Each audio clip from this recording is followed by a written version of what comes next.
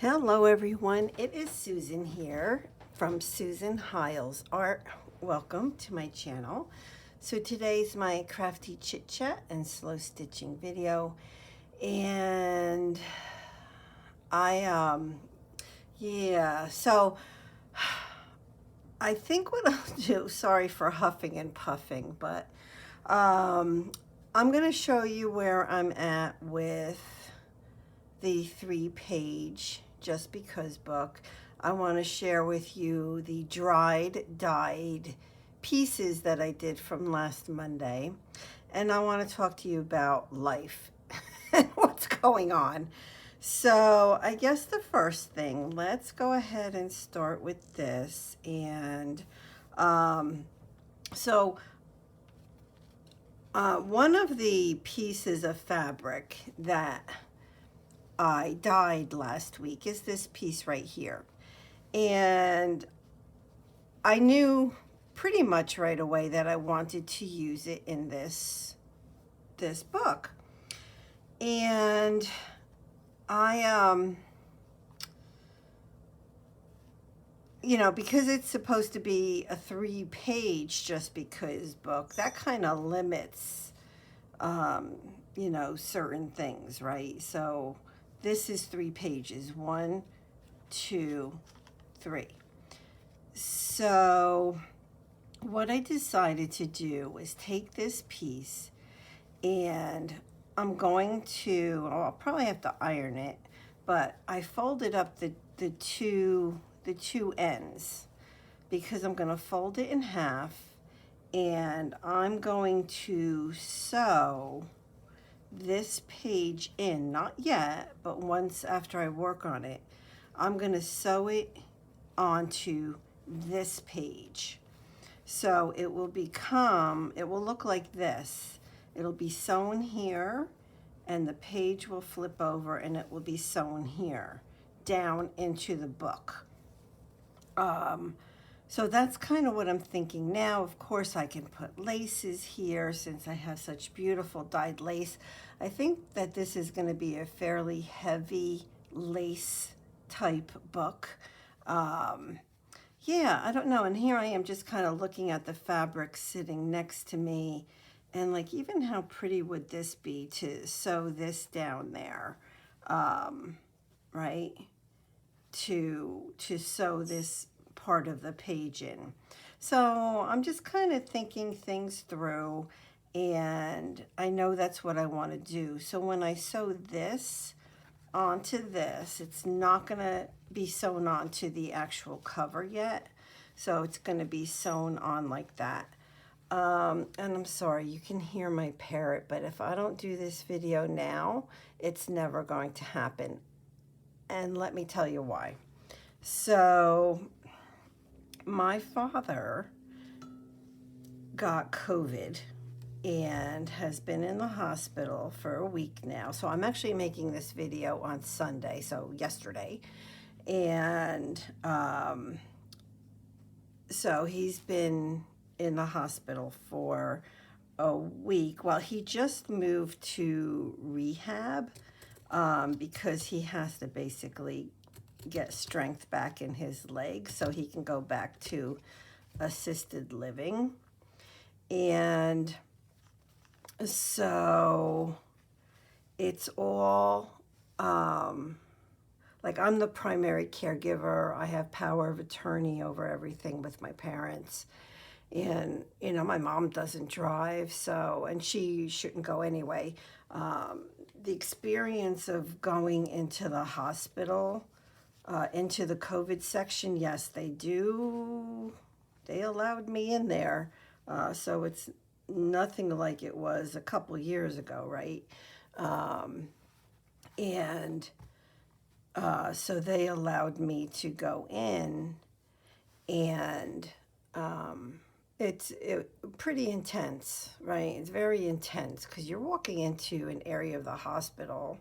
I mean, it's the COVID wing. So you're wing. I say that it was like a hallway. There were very, very few people there with COVID. And of course, from what I could see, they were really mainly elderly. Actually, everybody I saw there that had COVID was elderly. I didn't see a lot of people, trust me, but who I did see was elderly. And so, you have to put the gown, you have to put the gloves, you're supposed to wear,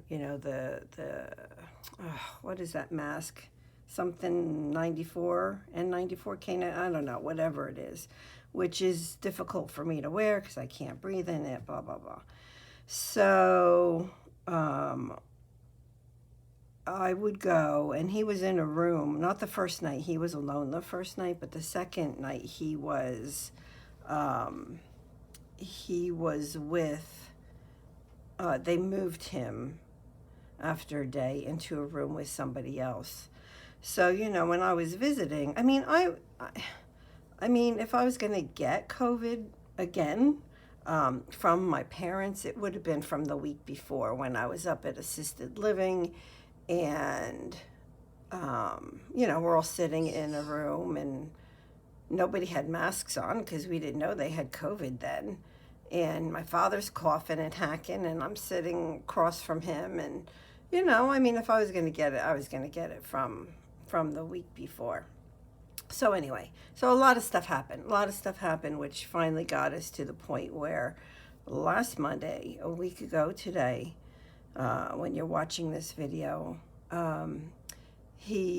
we got him into the hospital.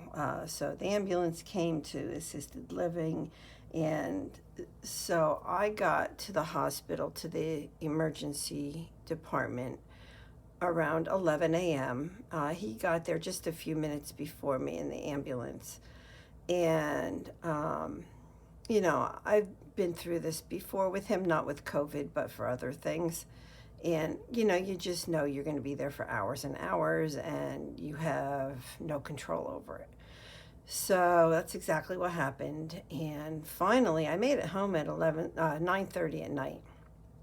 But they didn't test him for COVID. So this whole time at the assisted living, which they thought he had bronchitis, and in the ER emergency room, they did not test him until, I don't know, around dinner time. So he was there for hours, and everybody, it's so crowded.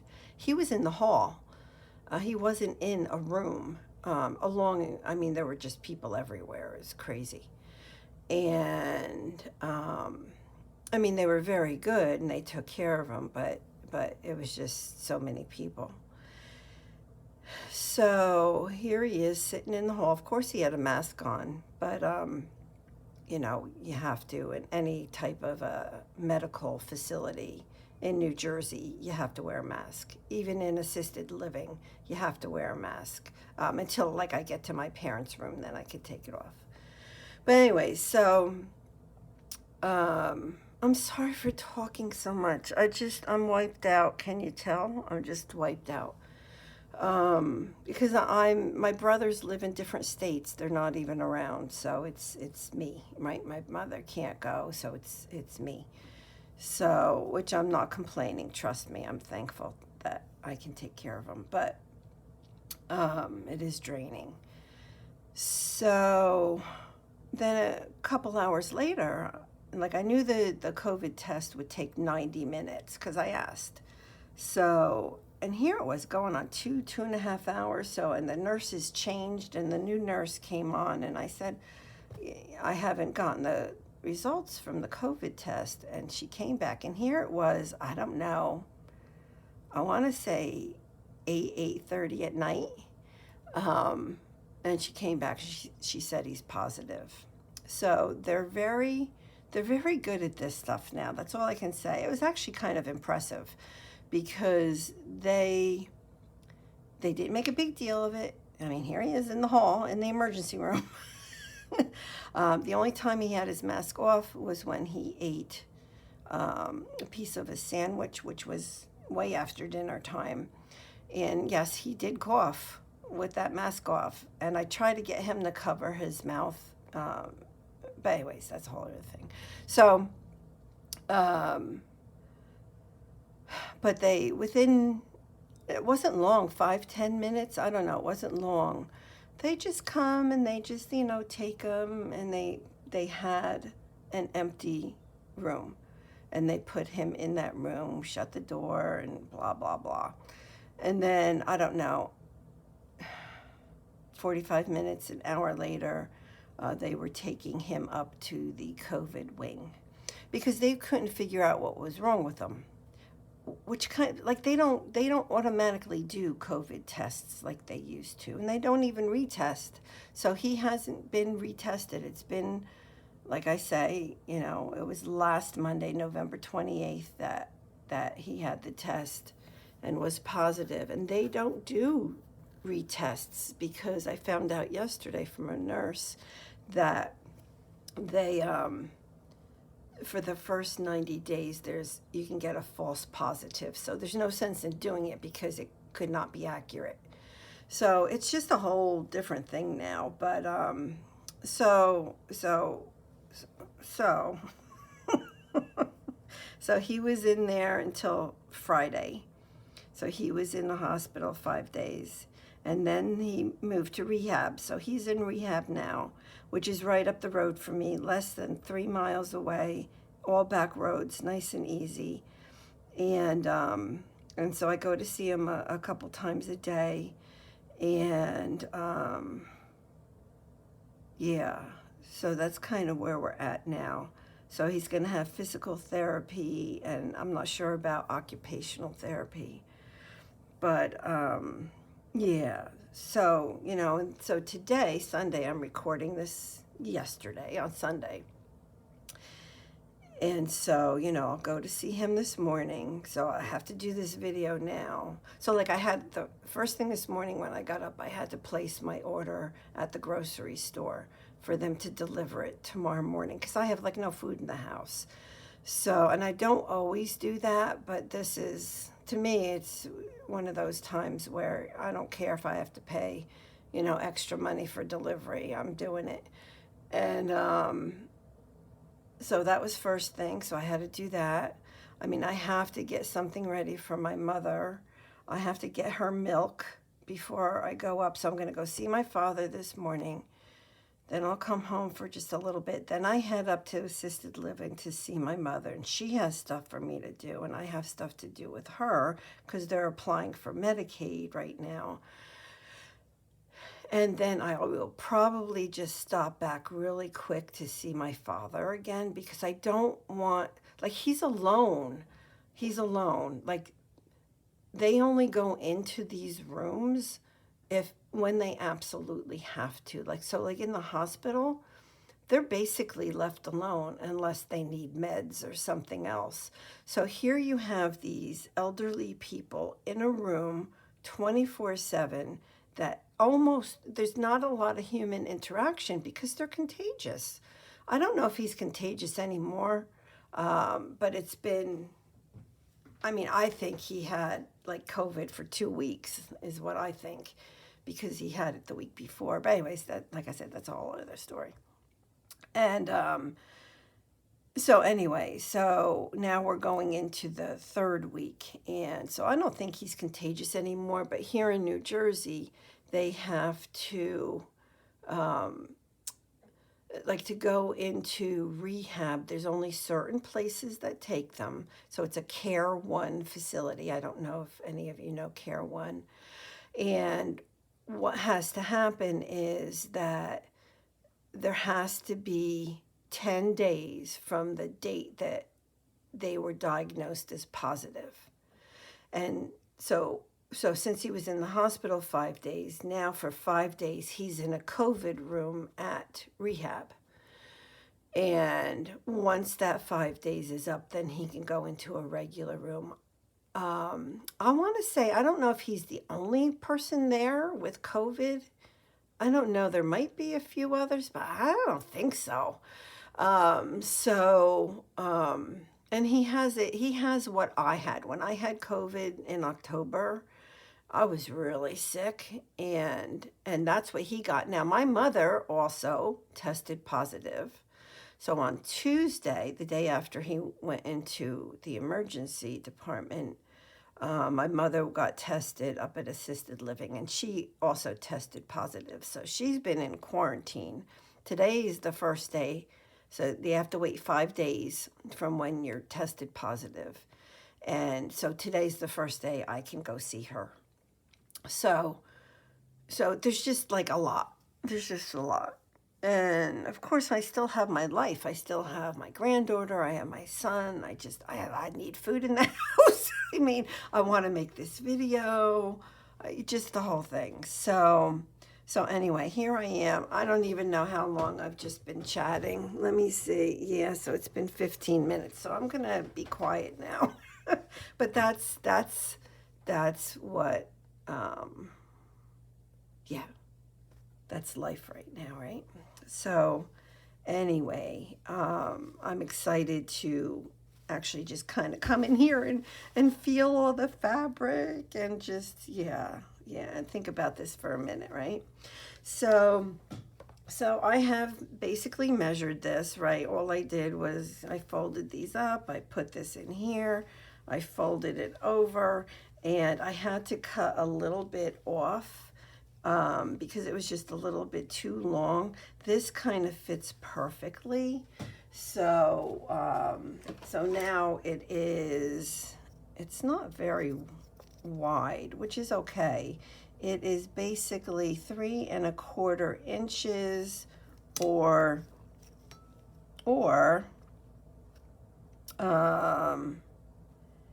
8 centimeters. So yeah, so that's how wide it is now. So it's going to open like this, and then this will be sewn in, and this will be a page, and this will be a page. This, I still have plans to sew stuff onto it. And like I said, I'm going to put a lot of laces, and then my plan is to sew this to this. And I also want to do something with the front of this. So I just don't know what yet, because I'm thinking more about the inside right now.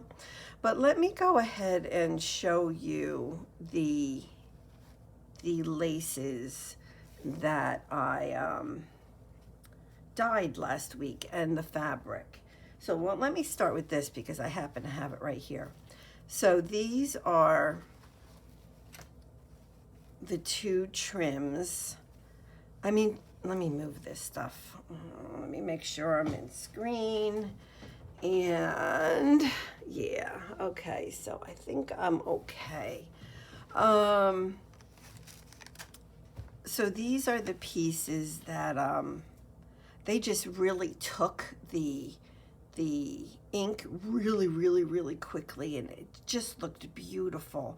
And you can, I mean, there are multiple colors on this piece. There's almost like this like has a bit of a gray look to it over here. Then it goes into a really deep teal color, and then it gets lighter, darker, lighter. It's just gorgeous. And then this piece is lighter. So it's going to look super pretty. So like if I just pull this out and like if I wanted to sew either one of these on here, I mean, it's going to be gorgeous. I mean, this is big. This might be something I might put on the front of the journal. So this is the front right here. So like I could put, so if it's folded, like I could put it like that down the front, something like that. I mean, it's big. It is almost, I want to say gaudy, but I love it. I think it's beautiful. So just something different, you know, I want to do something just a little bit different. So here is, this was the piece of, I think it was like a curtain or something. These are the same piece of curtain dyed with 2 different colors. So this is like the plum color. Isn't that gorgeous? And this is the teal color. Look at how beautiful that is. I mean, even like, look at this. Oh my God, oh my gosh, it's just gorgeous. So these are gorgeous. I love them. Now, someone did ask a really great question. It was Michelle, and she asked if they lost their color when they dried. You know, I don't feel like they did. They're just not, I want to say like they're not as shiny, if that makes sense, because when they're wet, they look shinier.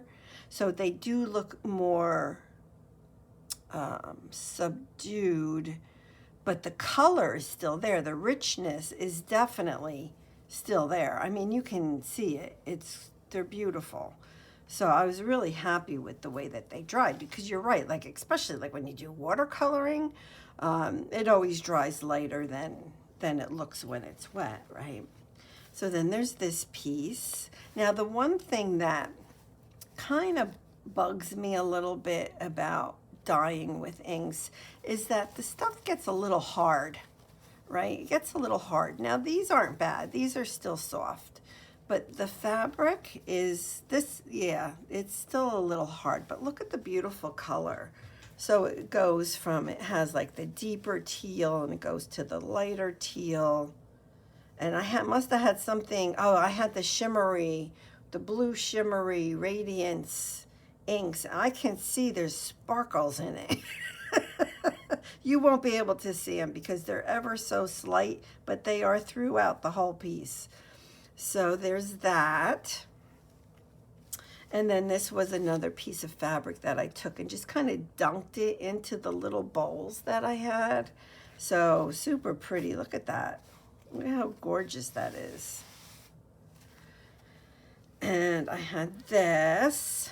And again, there's like a lot of dark on the end here, and it goes like darker, like a little dark here, lighter here, much lighter over here. So I like that. I like where the colors kind of change. They go to different shades and to different darknesses. I don't know, I can't think of the word, but that's that. And then there's this piece. So like this piece and this piece and this piece all started, well, you can see this piece was like a, not a yellow, but you know, it's not white. So, but it started very neutral. These two pieces started like basically white or off-white, but still very, very, very light in color. So they came up beautiful. So now let me kind of switch to these other laces that I have next to me. So this was when we went really green with the colors. And even in these, you know, I don't know how well it shows up on camera, but you can see there's the dark, the light, the dark, the light.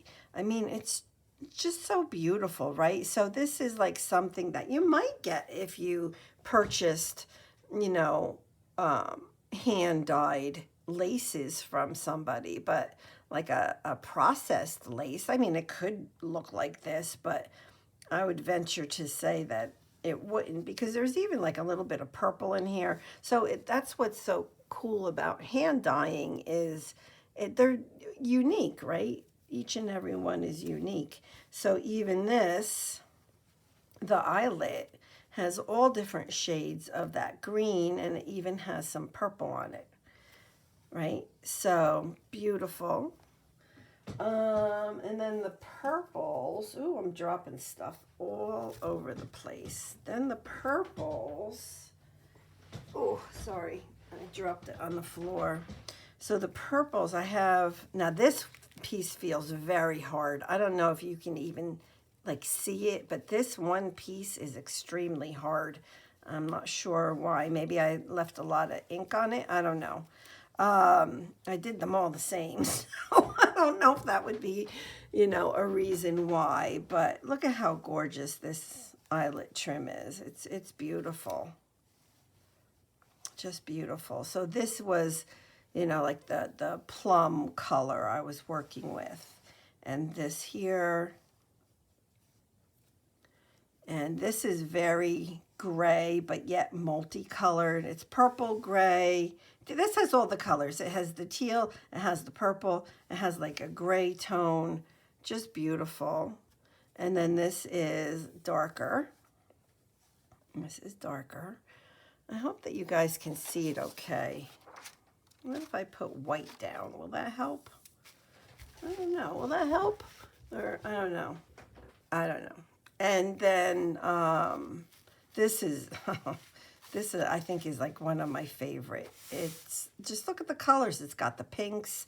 It has the grayish blue.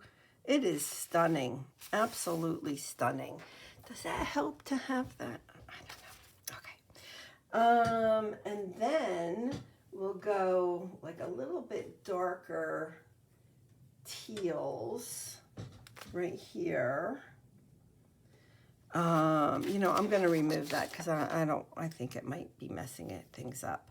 But I have this beautiful long piece here. I have another piece the same here. And then this has the purple and the teal. This is super pretty. Purple and the teal.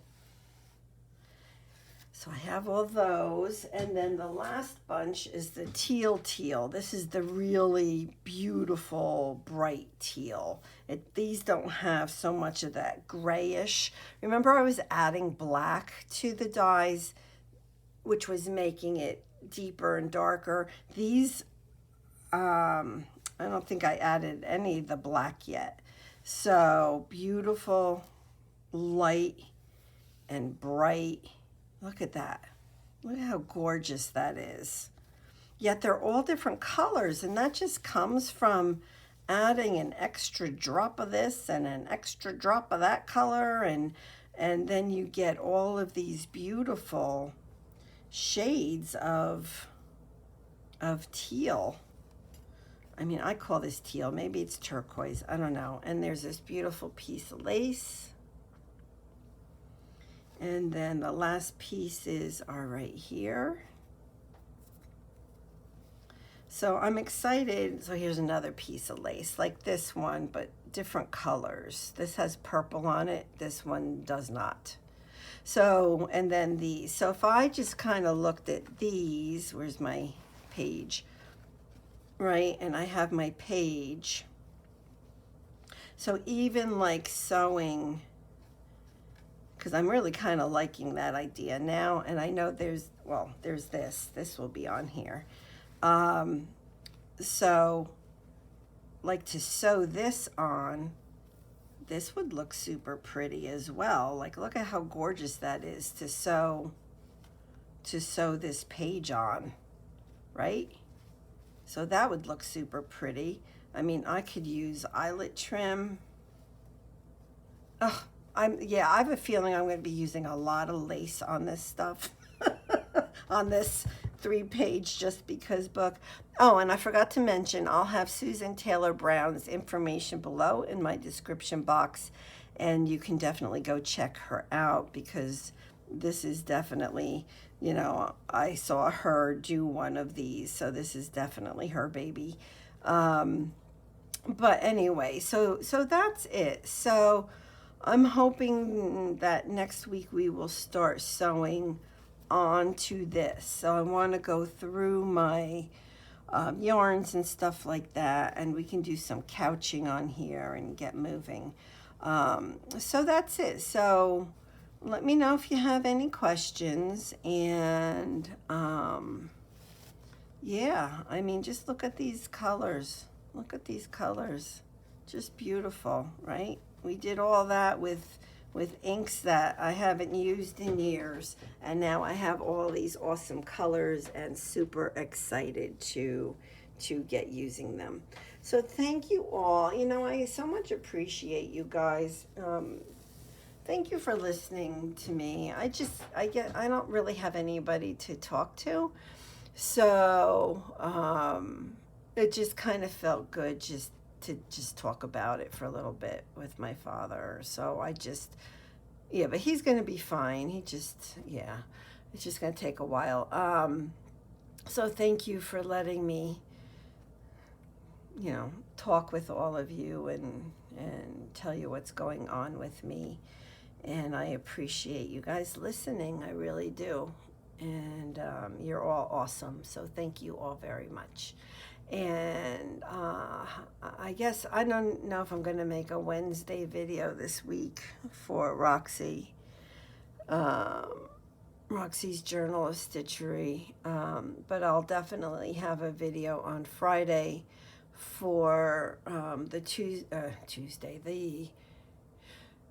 what month is it? The December collaboration with Sherry. So that I will have. So thanks again, and I will see you guys soon. God bless. Bye-bye.